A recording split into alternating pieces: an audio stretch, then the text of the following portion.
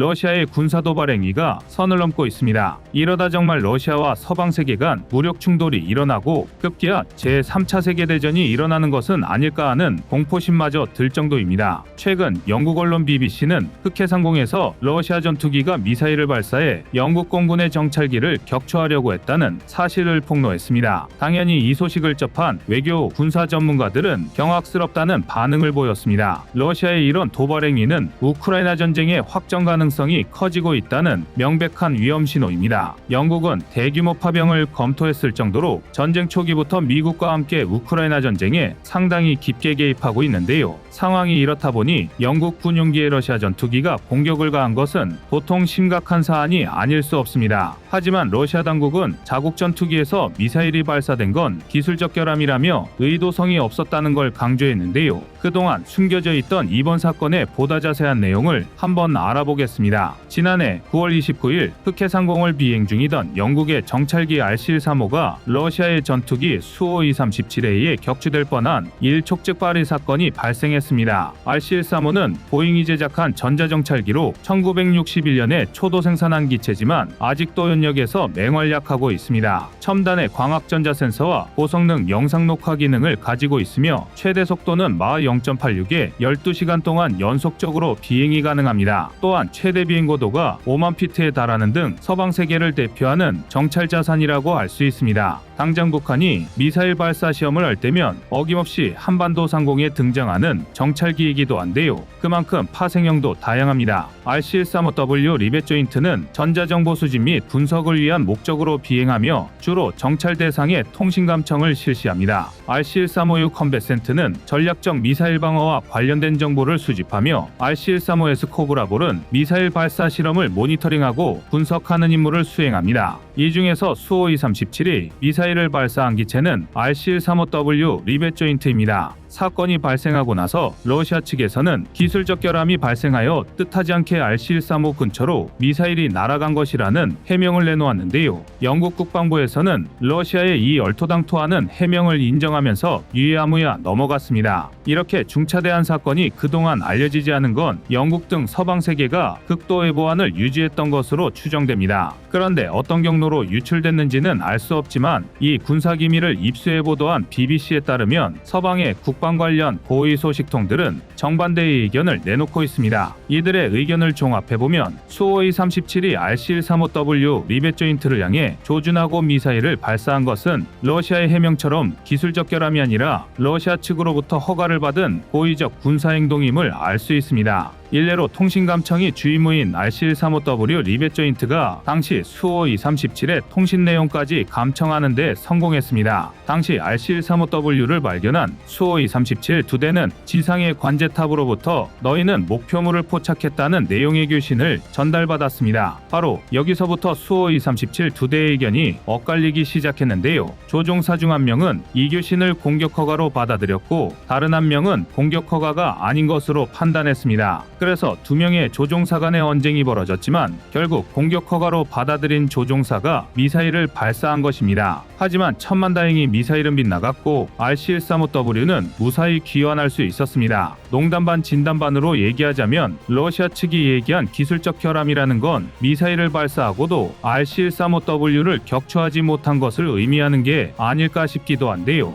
영국뿐 아니라 러시아도 이 사건을 지금까지 비밀로 묻어두고 있었던 건 최대 속력만 마하이가 넘는 자국의 주력 제공 전투기인 수호이 37이 비무장의 속도도 느린 정찰기를 격추하는데 실패했기 때문일지도 모르겠습니다. 아닌 게 아니라 BBC는 이번 사건에서 보여준 러시아 공군의 대처가 믿어지지 않을 만큼 비전문적이라고 지적했습니다. 특히 러시아 관제탑이 수호이 37에게 보낸 교신 내용은 듣기에 따라서는 발사 허가인지 아닌지 정확히 판단이 안 되는 모호한 내용이라고 꼬집었습니다. 미 공군을 비롯한 대부분 국가의 공군에서는 비행 중 각 상황에 맞는 통신 용어를 사용합니다. 또한 동맹인 만큼 미 공군과 나토 국가의 공군에서는 군용기가 비행할 때 쓰는 용어가 통일되어 있습니다. 예를 들어 아군 전투기와 적 전투기 사이에 교전 상황이 발생했을 경우 발사 허가와 관련한 용어도 있는데 있는데요. 폭스원은 레이더 유도형 미사일 중 AIM-7 스페로우 같은 반능동 미사일을 발사할 때 쓰는 용어입니다. 폭스2는 AIM-9 사이드와인더 같은 열추적 미사일, 폭스3는 AIM-120 암람 등의 레이더 유도 능동 미사일 발사 시 사용합니다. 러시아 공군의 아마추어 같은 대응 때문인지 다행히 사상자는 없었지만 실제로는 거의 격추될 수도 있었던 위험한 상황이었던 건데요. 만약 러시아 수호이 37A에 영국 정찰기 RC-135W가 진짜 격추돼 사상자가 발생했다면 영국은 물론 미국 등의 나토 국가와 러시아 사이에 돌이킬 수 없는 갈등이 발생하리라는 것은 자명한 일이었습니다. 러시아가 아무리 간입에 밖에 나왔다 해도 미국이 포함된 나토 국가들을 상대로 혼자 싸울 수는 없을 텐데요. 그러나 한편으로는 RC-135 계열 정찰기에 가진 러시아의 노이로제에 가까운 반감을 생각하면 다분히 의도적인 행동이었을 가능성도 있습니다. 2017년 6월 미군 소속 RC-135는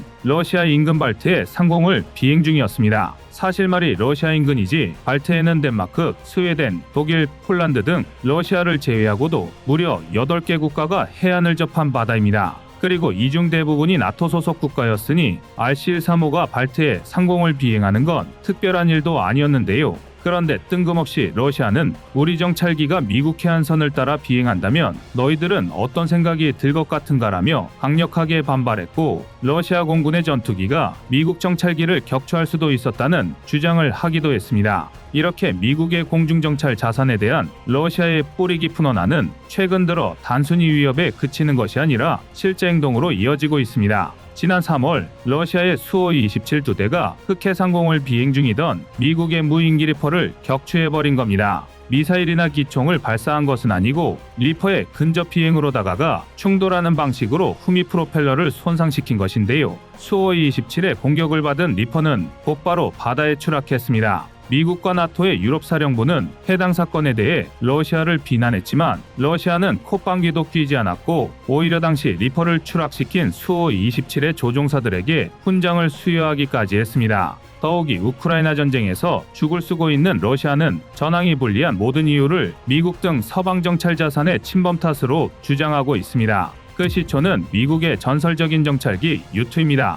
록히드 마틴이 1955년에 개발한 U2는 개발 당시로서는 상상도 하기 힘든 초고도에서 비행할 수 있는 정찰기였습니다. 최대 상승 고도가 25km에 달해서 웬만한 대공 미사일로는 요격하는 것이 거의 불가능했기 때문에 냉전 시절 구소련의 하늘을 제지반빵 드나들듯 날아다녔습니다. 소련으로서는 분통이 터지다 못해 환장할 노릇이었는데요. 이런 U2도 무적은 아니었습니다. 1960년 5월 1일 소련 영공에서 정찰 활동을 하던 U2가 소련의 방공망이 걸렸고 S-75 미사일에 격추된 것입니다. 다행히 U2의 조종사는 비상탈출에 성공했지만 소련군에게 생포되었고 이 사건을 계기로 서방과 소련의 대립은 한층 더 격해졌습니다. 이렇듯 미국 정찰기에 대한 오래된 원한이 러시아의 전투기가 영국 정찰기 RC-135를 향해 미사일을 발사한 원인 중 하나라고 볼 수 있는데요. 하지만 이 사건 이후로도 영국의 정찰기 RC-135는 공대공 미사일로 무장한 타이푼 전투기의 호위를 받으며 흑해 상공에서 여전히 정찰 임무를 수행하고 있습니다.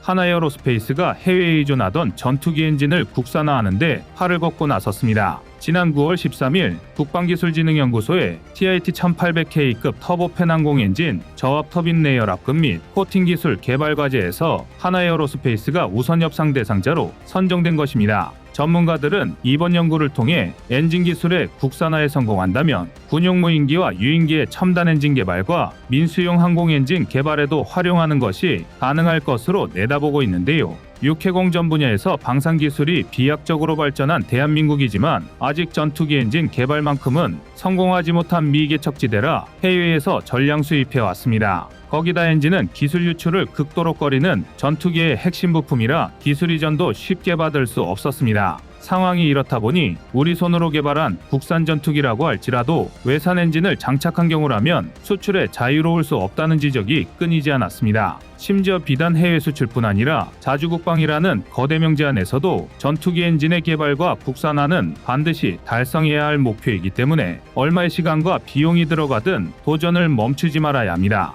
그러나 그게 말처럼 쉬운 얘기는 아니었습니다. 모든 무기 체계가 그렇지만 특히 항공기술 분야에서 해결하기 어려운 부분은 소재입니다. 그렇기 때문에 이번에 하나에어로스페이스와 한국재료연구원, 한스코가 공동 참여하는 연구 개발은 전투기 엔진의 소재를 중심으로 이뤄질 계획인데요. 3D 프린팅, 레이어 코팅, 일방향응고 정밀주조 등 첨단 기술을 이용해 전투기 엔진의 필수적인 소재를 개발하는 것이 목적입니다. 바로 인코넬 718입니다. 항공기 엔진에 가장 많이 쓰이는 특수합금인 인코넬 718은 많은 양의 철과 니오빔 및 몰리브덴, 그리고 상대적으로 적은 양의 알루미늄과 티타늄을 포함한 니켈 크롬의 합금입니다. 내열성이 높아 섭씨 1500도 이상의 고온과 화염을 견딜 수 있다는 게 가장 큰 특징인데요. 또한 장기적인 구조적 안정성, 우수한 용접성, 뛰어난 가공성을 갖춘 소재이며 고온은 물론 저온에서도 응력부식 균열에 대한 저항성이 탁월해 내식성과 내산화성에서도 강점을 가지고 있습니다. 그래서 항공기의 터빈 엔진이나 로켓 모터의 소재로 많이 활용되며 원자력 산업에서도 사용됩니다.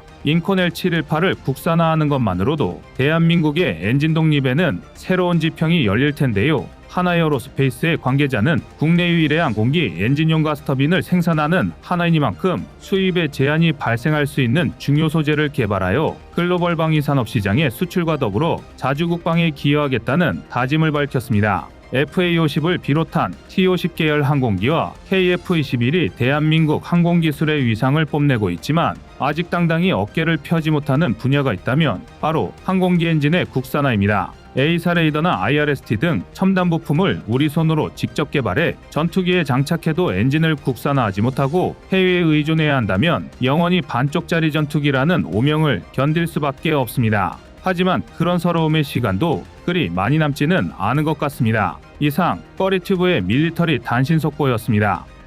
안녕하세요, 꺼리튜브입니다. 그동안 보내주신 사랑과 응원으로 1편 출간에 이어 이번에 꺼리튜브의 새로운 신작 세상에 밝혀지지 않은 현대무기 비하를 출간했습니다. 내용이 어려워 쉽게 다가서지 못했던 군사무기 이야기를 남녀노소 누구나 편하게 이해할 수 있도록 모아봤는데요. 그 누구도 알 수 없던 현대무기 비하의 숨겨진 이야기를 이제 온라인 서점이나 가까운 서점에서 만나볼 수 있습니다. 또 전문적인 군사무기 이야기를 알고 싶다면 꺼리튜브 1편인 대한민국 6회공 군사무기도 준비되어 있습니다.